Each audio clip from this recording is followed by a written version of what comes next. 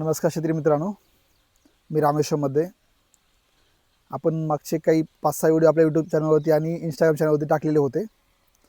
तर आता परत आपण टरबूजाच्या प्लॉटवरती आलेलो आहोत आणि या प्लॉटमध्येच मिरची लागवड केलेली आहे सोबतच. असा हा प्लॉट आहे. आतापर्यंत नियोजन फार उत्तम गेलेलं आहे आपलं. तर आता थोडंसं मिरची प्लॉटमध्ये कुठंतरी कोकडा दिसत आहे. तर आता या कोकड्यासाठी आपल्याला कुठला स्प्रे जाऊ देतो जेणेकरून आपल्या टरबूजासाठी पण फायदा होईल आणि आपल्या मिरचीसाठी पण कधी काम करेल. ओके, असा एक आपण संयुक्त स्प्रे घेणार आहोत जे दोन्ही पिकांसाठी चांगलं काम करेल. त्याच्यामध्ये असेल एक डेलिकेट किंवा पोलीस घ्या. पोलीसमध्ये फिफ्रोनिल असल्यामुळं तो थोडंसं थ्रिप्स जास्त चांगल्या काळासाठी कंट्रोल करेल. दुसरी गोष्ट एखादं बुरशीनाशक असं जाईल जी टरबूजामध्ये ते तिथून पुढे डाऊनी येते किंवा मिल्ड्यू येते, पावडर येते. ओके, त्यासाठी एक चांगलं काम करेल. त्यासाठी आपण अमिस्टा टॉप किंवा आपलं ॲक्रोबॅट कंप्लीट हे असं बुरशीनाशक घेऊ. दुसरी गोष्ट, मिरचीला कुठेतरी फळं दिसत आहेत.